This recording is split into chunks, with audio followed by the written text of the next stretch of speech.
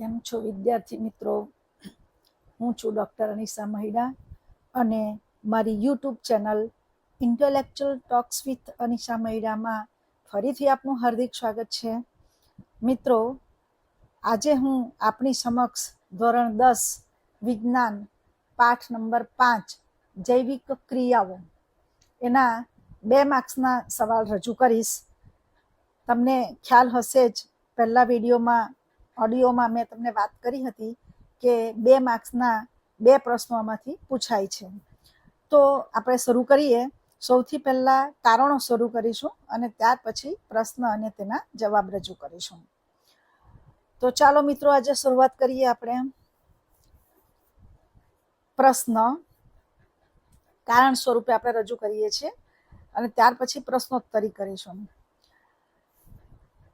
પ્રશ્ન: માંસાહારી પ્રાણીઓની તુલનાએ તૃણાહારી પ્રાણીઓમાં નાના આંતરડાની લંબાઈ વધારે હોય છે, અથવા વાઘ જેવા માંસાહારીઓનું નાનું આંતરડું નાનું કે ટૂંકું હોય છે?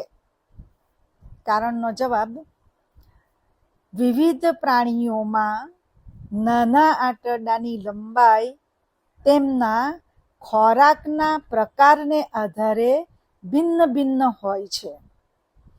માંસાહારી પ્રાણીઓ માંસ ખાય છે.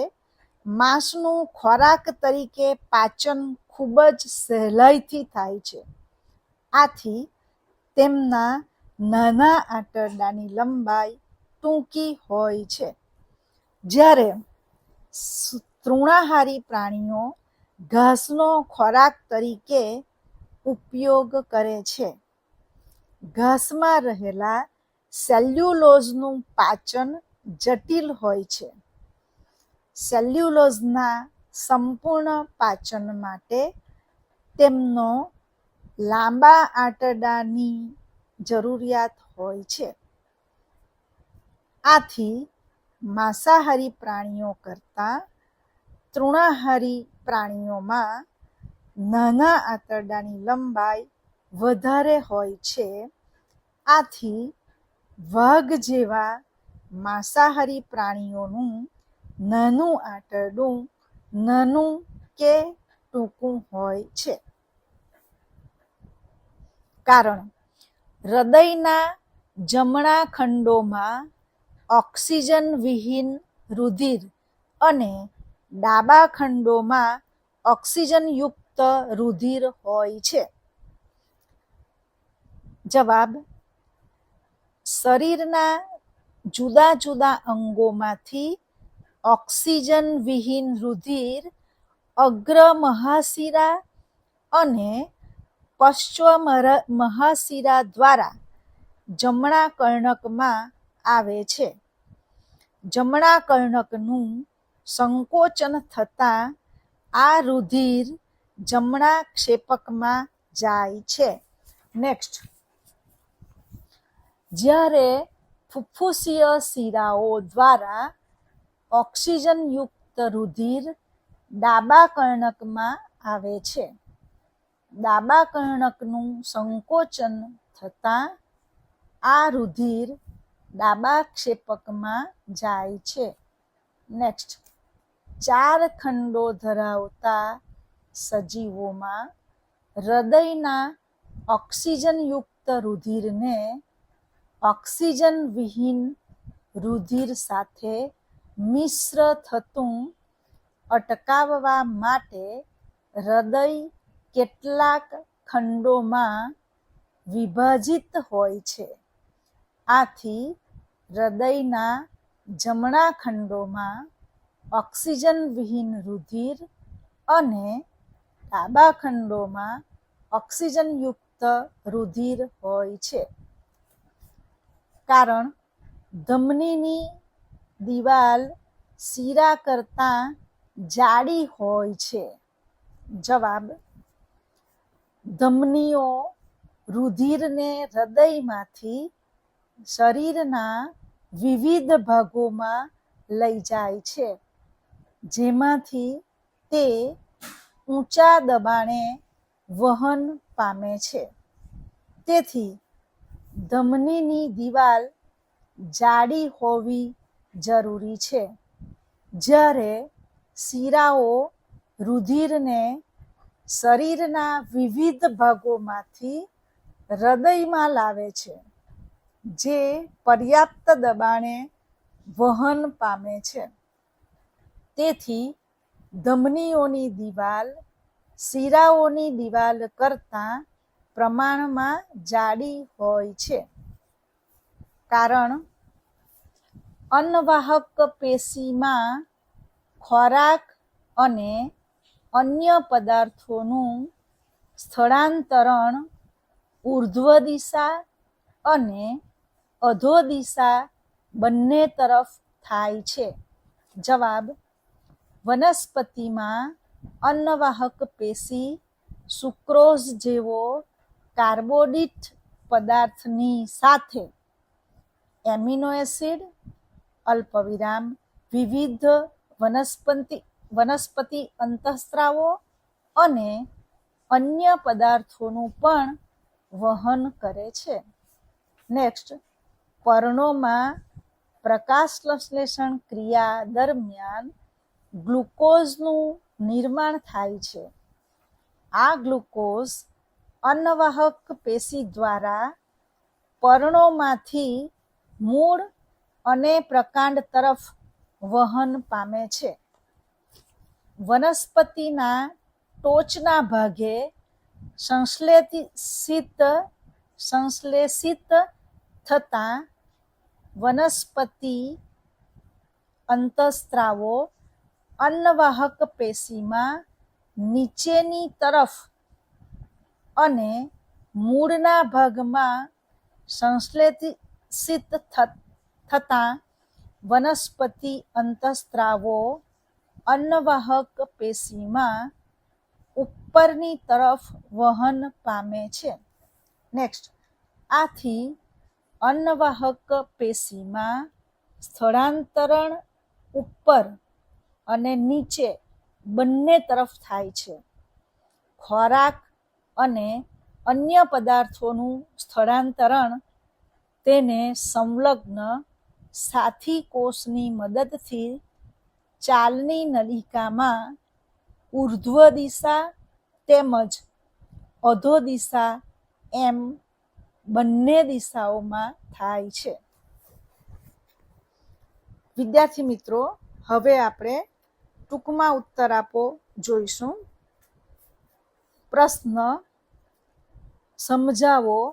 માત્ર દેખીતી રીતે થતા હલનચલનને જ જીવંત હોવાની લાક્ષણિકતાની વ્યાખ્યા તરીકે ગણી શકાય નહીં. જવાબ: મિત્રો, દરેક જવાબ આપણે પોઈન્ટ વાઇઝ લખીશું, એટલે નેક્સ્ટ એમ કહીશ એટલે એના પછીનો પોઈન્ટ, આગળનો પોઈન્ટ તમને મળશે. મનુષ્ય ઐચ્છિક હલનચલન કરી શકે છે. ઐચ્છિક એટલે પોતાની ઈચ્છા મુજબ. જ્યારે પ્રાણી કે મનુષ્ય સૂતા હોય ત્યારે પણ શ્વાસોચ્છ્વાસ ચાલુ હોય છે. આ ક્રિયા અનૈચ્છિક હલનચલન છે. આ બધા હલનચલન પ્રત્યક્ષ દેખાઈ આવે છે, પરંતુ વનસ્પતિની વૃદ્ધિ અદ્રશ્ય હલનચલન છે. આ ઉપરાંત પ્રાણીઓમાં અનૈચ્છિક હલનચલન અને વનસ્પતિમાં વૃદ્ધિ સંબંધિત હલનચલન દેખાઈ આવતું નથી, પરંતુ આમ છતાં તે સજીવનો નિર્દેશ કરે છે. નેક્સ્ટ, આથી માત્ર દેખીતી રીતે થતા હલનચલનને જ જીવંત હોવાની લાક્ષણિકતાની વ્યાખ્યા તરીકે ગણી શકાય નહીં. પ્રશ્ન: કોષીય સ્તરે ગતિ જીવન માટે કેમ જરૂરી છે?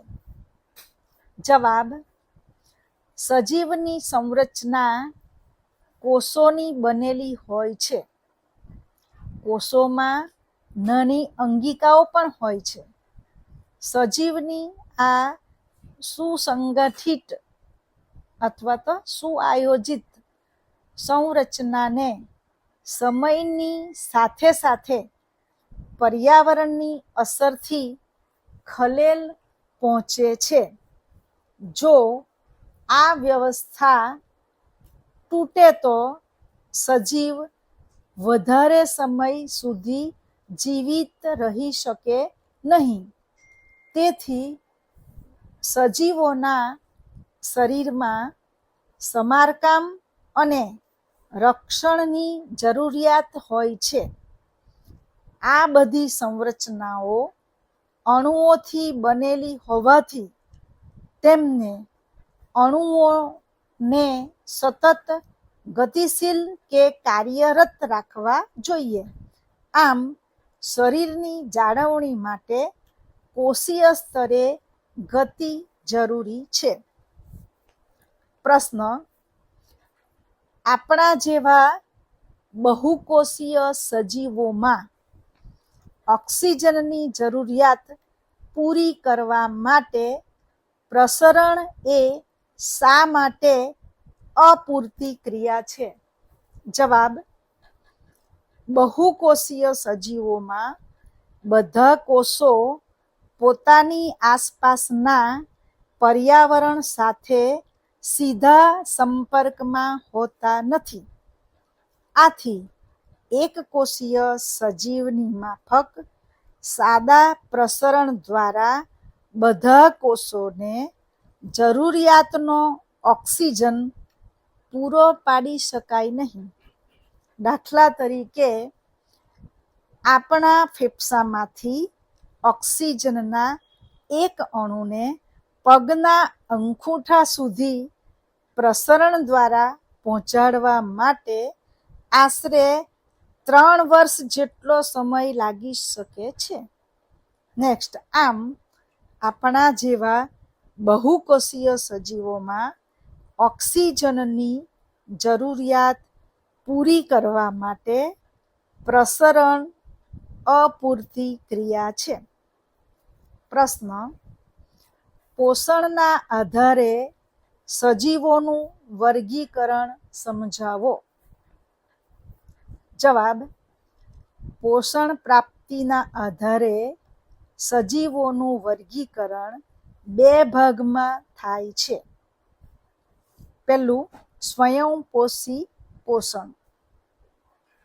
એમાં લખીશું કેટલાક સજીવો અકાર્બનિક સ્ત્રોતોમાંથી કાર્બન ડાયોક્સાઇડ અને પાણીના સ્વરૂપમાં સરળતમ પદાર્થો પ્રાપ્ત કરે છે. તેઓ સ્વયંપોષી પોષણ દર્શાવે છે.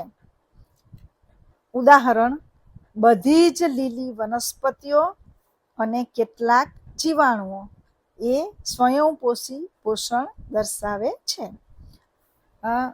બીજું વિષમપોષી પોષણ. કેટલાક સજીવો કે જે ખોરાક અથવા આહાર માટે અન્ય સજીવો પર આધારિત હોય છે. નેક્સ્ટ, વિષમપોષી પ્રકારના સજીવો વનસ્પતિઓ અને પ્રાણીઓને મારી નાખ્યા વગર તેમનામાંથી પોષણ પ્રાપ્ત કરે છે. દાખલા તરીકે, બ્રેડ મોલ્ડ એટલે કે તંતુમય ફૂગ, અલ્પવિરામ યીસ્ટ અને મશરૂમ વગેરે જેવી ફૂગ તથા કેટલાક પ્રાણીઓ. પ્રશ્ન: સ્વયંપોષી પોષણ વિશે ટૂંકમાં માહિતી આપો.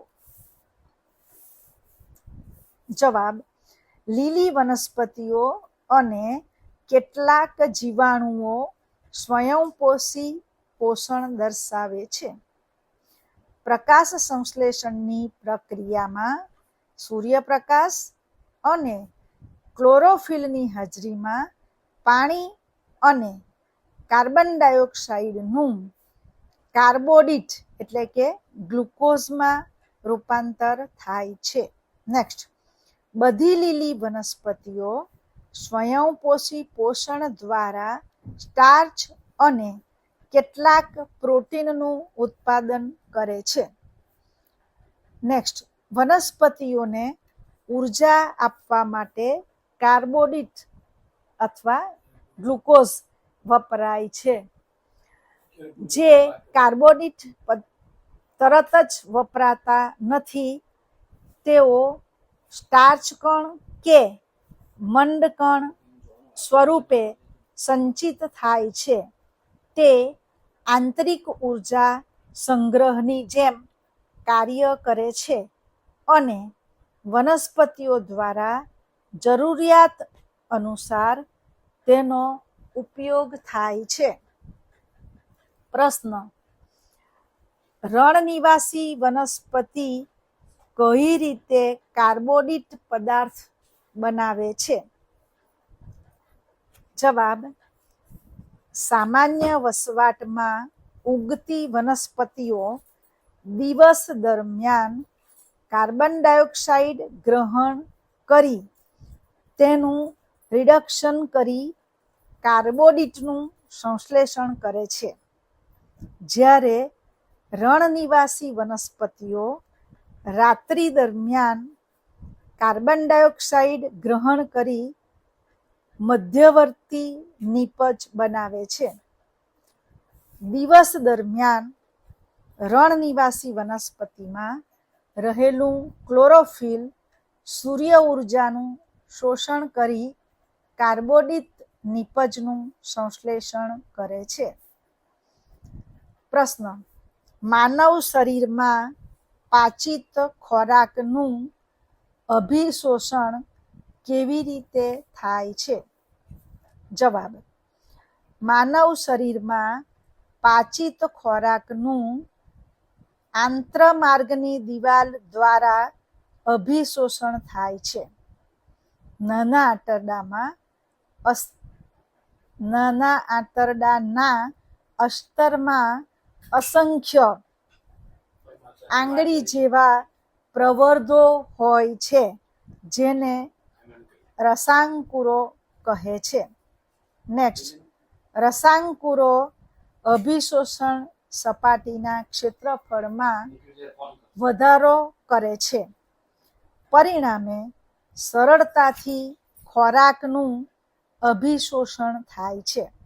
નેક્સ્ટ, રસાંકુરોમાં વધારે માત્રામાં રુધિર વાહિનીઓ હોય છે જે ખોરાકનું અભિશોષણ કરી શરીરના પ્રત્યેક કોષ સુધી શોષાયેલ ખોરાક પહોંચાડે છે, જેનો ઉપયોગ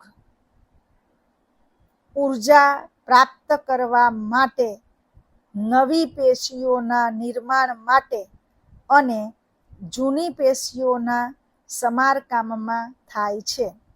જે ખોરાકનું અભિશોષણ કરીને શરીરના પ્રત્યેક કોષ સુધી ખોરાક એટલે પાચિત પદાર્થોને પહોંચાડે છે. પ્રશ્ન: સ્નાયુઓ જકડાઈ જવાની ક્રિયા સમજાવો અથવા પાયરુવેટનું સ્નાયુ પેશીમાં ઓક્સિજનના અભાવે થતું વિઘટન સમજાવો. જવાબ: કેટલીક વાર જ્યારે આપણી સ્નાયુ પેશી અથવા માંસપેશીના કોષોમાં ઓક્સિજનનો અભાવ કે ઓછું પ્રમાણ હોય ત્યારે પાયરુવેટનું વિઘટન બીજા પરિપથ પર થાય છે. અહીંયા પાયરુવેટ 3 કાર્બનવાળા અણુ લેક્ટિક એસિડમાં રૂપાંતરિત થાય છે. આમ અચાનક કોઈ પ્રક્રિયા થવાથી આપણી સ્નાયુ પેશીમાં લેક્ટિક એસિડનું નિર્માણ થવાને લીધે સ્નાયુઓ જકડાઈ જાય છે. પ્રશ્ન: ટૂંક નોંધ લખો. ફેફસાના વાયુ કોષ્ઠો? જવાબ: ફેફસાની અંદરનો માર્ગ નાની નાની નલિકાઓમાં વિભાજન થાય છે અને જે અંતમાં ફુગ્ગા જેવી રચનામાં પરિણમે છે, જેને વાયુકોષ્ઠો કહે છે. વાયુકોષ્ઠો એક વિશાળ સપાટી પૂરી પાડે છે, જેના દ્વારા વાત વિનિમય થઈ શકે છે. નેક્સ્ટ, વાયુકોષ્ઠોની દિવાલ પર રુધિર કેશિકાઓની વિસ્તૃત જાળીદાર રચના આવેલી છે. નેક્સ્ટ, જો વાયુકોષ્ઠોની સપાટીને વિસ્તૃત કરવામાં આવે તો તે લગભગ 80 મીટરનો વર્ગ વિસ્તારને ઢાંકે છે. આમ વિનિમય માટે તે વિશાળ અને કાર્યક્ષમ સપાટી પૂરી પાડે છે. પ્રશ્ન: મનુષ્યોમાં ઓક્સિજન અને કાર્બન ડાયોક્સાઇડનું પરિવહન કેવી રીતે થાય છે? જવાબ: ઉચ્ચ કક્ષાના પ્રાણીઓમાં દેહરચના જટિલ હોય છે. તેમાં વિવિધ અંગો આવેલા હોય છે,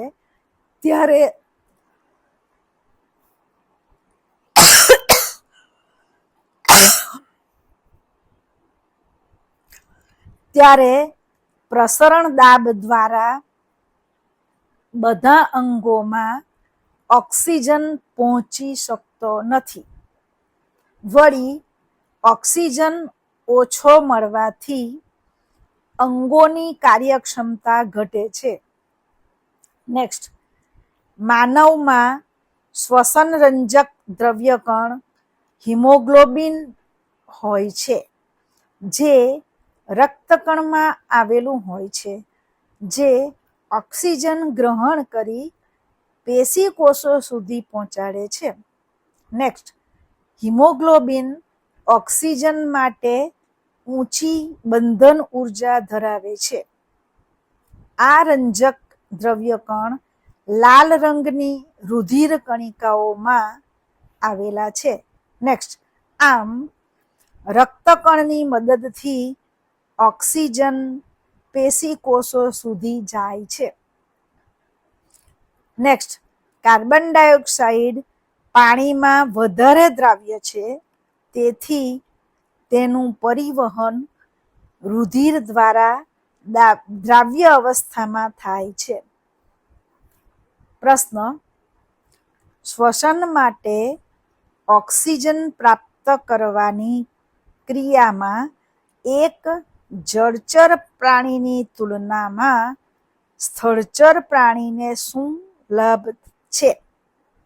જવાબ: પ્રાણીઓમાં પર્યાવરણમાંથી ઓક્સિજન મેળવવા અને ઉત્પન્ન થયેલા કાર્બન ડાયોક્સાઇડથી છુટકારો મેળવવા માટે વિવિધ પ્રકારના અંગોનો વિકાસ થયેલો હોય છે.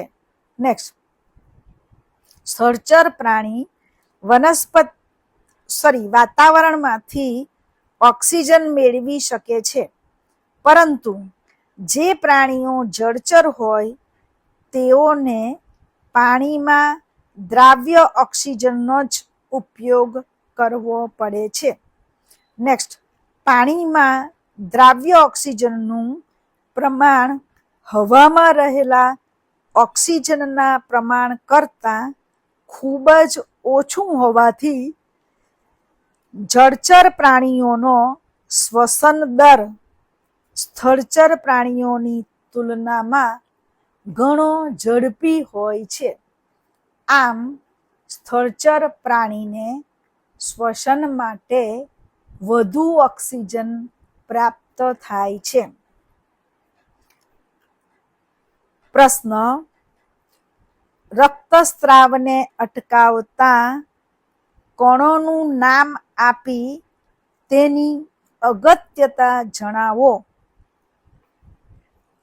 જવાબ: જ્યારે ઈજા કે અકસ્માત થાય ત્યારે શરીરમાંથી બહાર રુધિર સ્ત્રાવ થાય છે.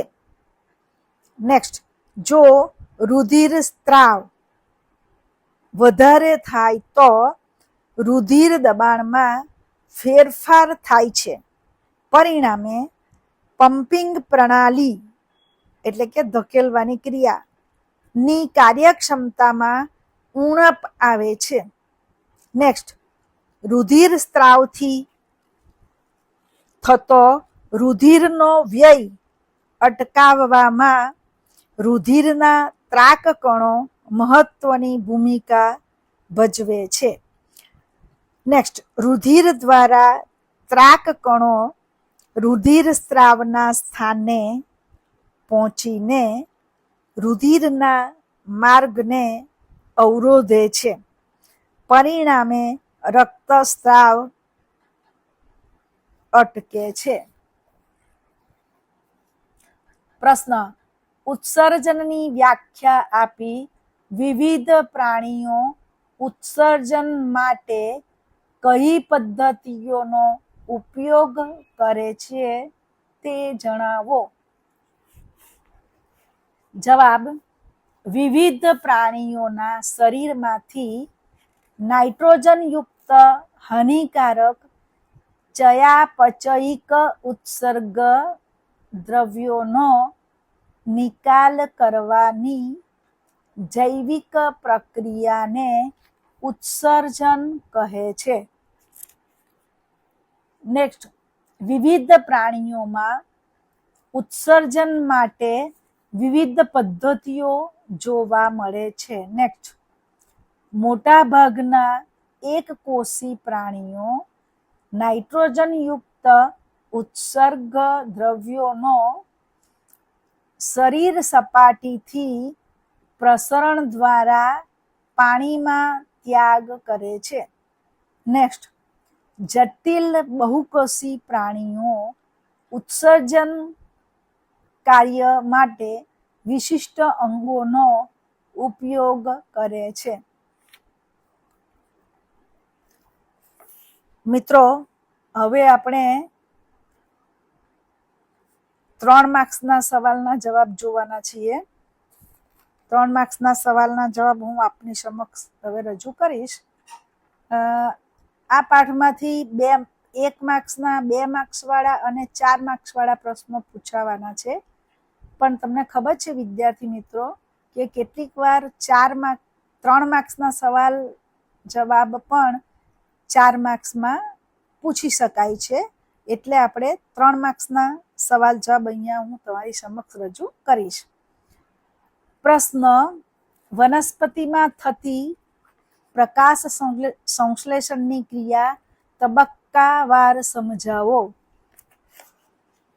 જવાબ: વનસ્પતિના પર્ણોમાં કેટલાક કોષો લીલા રંગની અંગિકા હરિતકણ ધરાવે છે. લીલા રંગની અંગિકા એટલે કોણ? હરિતકણ એ ધરાવે છે, જેમાં ક્લોરોફિલ હોય છે. નેક્સ્ટ, આમ લીલી વનસ્પતિઓમાં વાતાવરણમાંથી મેળવાયેલો કાર્બન ડાયોક્સાઇડ અને મૂળ દ્વારા મેળવાયેલ પાણી અને પર્ણના ક્લોરોફિલની મદદથી સૂર્યપ્રકાશની હાજરીમાં પ્રકાશ સંશ્લેષણની ક્રિયા થાય છે, જેના અંતે કાર્બોદિત અને ઓક્સિજનનું નિર્માણ થાય છે.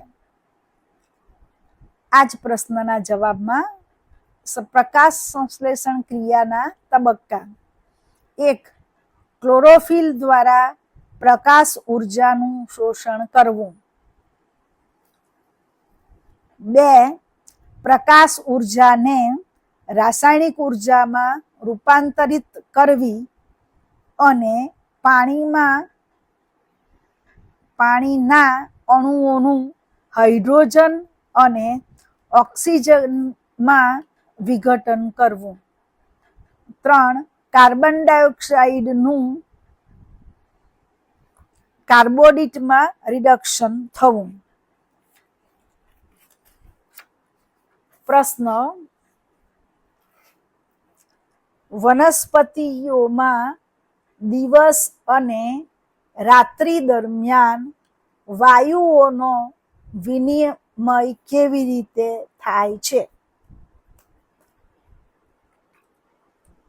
જવાબ, વનસ્પતિઓમાં વાયુઓનો વિનિમય વાયુરંધ્રો દ્વારા કરે છે અને કોષો વચ્ચેનો આંતરકોષીય અવકાશ તે સુનિશ્ચિત કરે છે કે બધા કોષો વાયુના સંપર્કમાં હોય છે.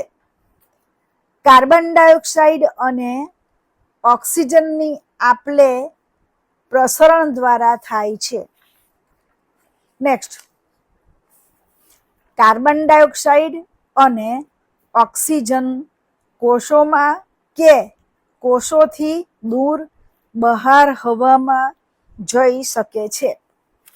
નેક્સ્ટ, વાયુઓના પ્રસરણની દિશા પર્યાવરણીય પરિસ્થિતિઓ અને વનસ્પતિની આવશ્યકતા પર આધારિત હોય છે. નેક્સ્ટ, રાત્રિ દરમિયાન જ્યારે કોઈ પ્રકાશ સંશ્લેષણની ક્રિયા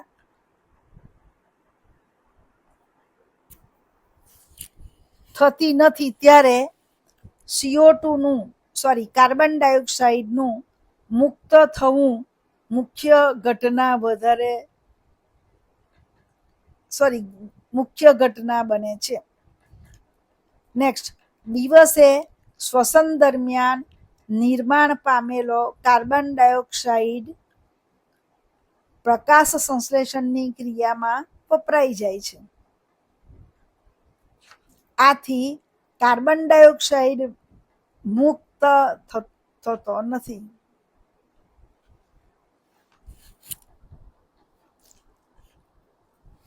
નેક્સ્ટ,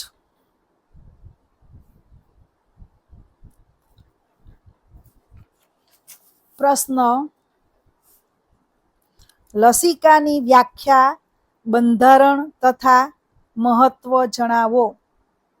વિદ્યાર્થી મિત્રો, જુલાઈ 2022માં આ પ્રશ્ન પૂછાઈ ગયેલો છે. જવાબ, જ્યારે કેશિકાઓમાં રુધિર દબાણ વહે છે ત્યારે રુધિર દબાણપૂર્વક વહે છે ત્યારે કેશિકાની દિવાલમાં આવેલા છિદ્રો દ્વારા રંગહીન પ્રવાહી બહાર પ્રસરે છે. આવા પ્રવાહીને લસિકા કહે છે. આમ વહનની ક્રિયામાં મદદરૂપ થતું પ્રવાહી એટલે લસિકા. નેક્સ્ટ, બંધારણ. તેનું બંધારણ રુધિર રસ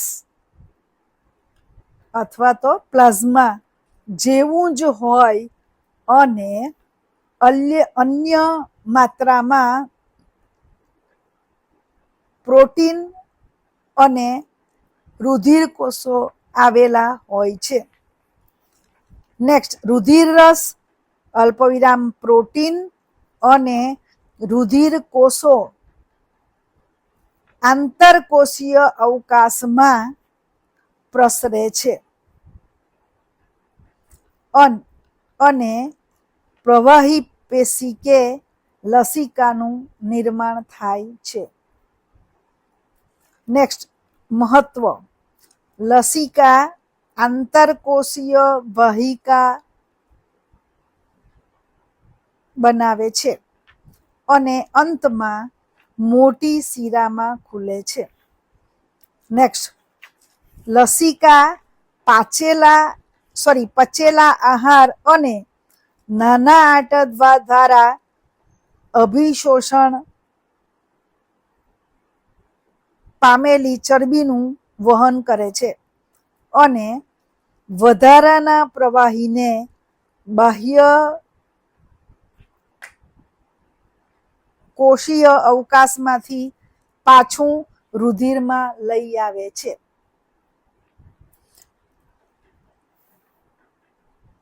તો વિદ્યાર્થી મિત્રો, આજનો છેલ્લો પ્રશ્ન રજૂ કરું છું. પ્રશ્ન: ઉત્સર્ગ પદાર્થોમાંથી છુટકારો મેળવવા માટે વનસ્પતિમાં કઈ કઈ રીતો કે પદ્ધતિઓનો ઉપયોગ થાય છે? અથવા ટૂંક નોંધ લખો, વનસ્પતિઓમાં ઉત્સર્જન. જવાબ: અચ્છા મિત્રો, આ પ્રશ્ન માર્ચ 23 પૂછાઈ ગયેલો છે. જવાબ: ઉત્સર્ગ પદાર્થોથી છુટકારો મેળવવા માટે વનસ્પતિમાં નીચે મુજબ જેવી વિવિધ રીતોનો ઉપયોગ થાય છે. વનસ્પતિઓમાં પ્રકાશ સંશ્લેષણ દ્વારા ઓક્સિજનનું પણ નકામી નીપજ તરીકે નિર્માણ થાય છે. આ સિવાય વધારાના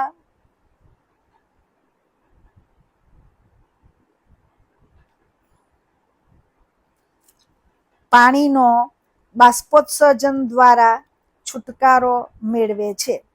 નેક્સ્ટ, વનસ્પતિઓમાં ઘણી બધી પેશી મૃત કોષોની બનેલી હોય છે અને તેઓ તેમના કેટલાક ભાગો જેવા કે પર્ણોનો પણ નાશ કરે છે, એટલે પર્ણો ખરી જાય છે.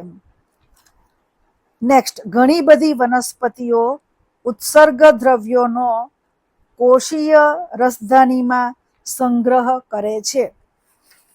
નેક્સ્ટ, વનસ્પતિઓ ઉત્સર્ગ દ્રવ્યો કે પદાર્થો જેવા કે રેઝિન, જેને આપણે રાળ કહીએ છીએ, અને ગુંદરના સ્વરૂપમાં ખાસ કરીને જૂની જલવાહક પેશીમાં સંચય કરે છે. નેક્સ્ટ, વનસ્પતિ કેટલાક ઉત્સર્ગ દ્રવ્યોને પોતાની આસપાસની ભૂમિમાં ઉત્સર્જિત કરે છે. તો વિદ્યાર્થી મિત્રો, આજે 3 માર્ક્સના પ્રશ્નો અને તેના જવાબ અહીં પૂર્ણ થાય છે. આપણે હવે પછીના ઓડિયોમાં 4 માર્ક્સના પ્રશ્નો અને તેના જવાબ હું રજૂ કરીશ. પણ આજે જે આપની સમક્ષ મેં રજૂઆત કરી, એ રજૂઆત તમને કેવી લાગી મિત્રો? જો મારી રજૂઆત આપને ગમી હોય, આપને પરીક્ષાલક્ષી તૈયારી કરવા માટે મદદરૂપ થાય એવું આપને લાગ્યું હોય, તો મારા ઓડિયોને આપના માતા પિતા, ભાઈ બહેન, મિત્રો પાસે લાઈક કરાવજો, અન્યને શેર કરાવજો, અને મારી યુટ્યુબ ચેનલને હજી પણ તમે સબસ્ક્રાઈબ ન કરાવી હોય તો કરાવી દેજો, જેથી મારા આવા આગળના જે ઓડિયો છે એ આપની સમક્ષ પહોંચતા રહે. Thank you very much.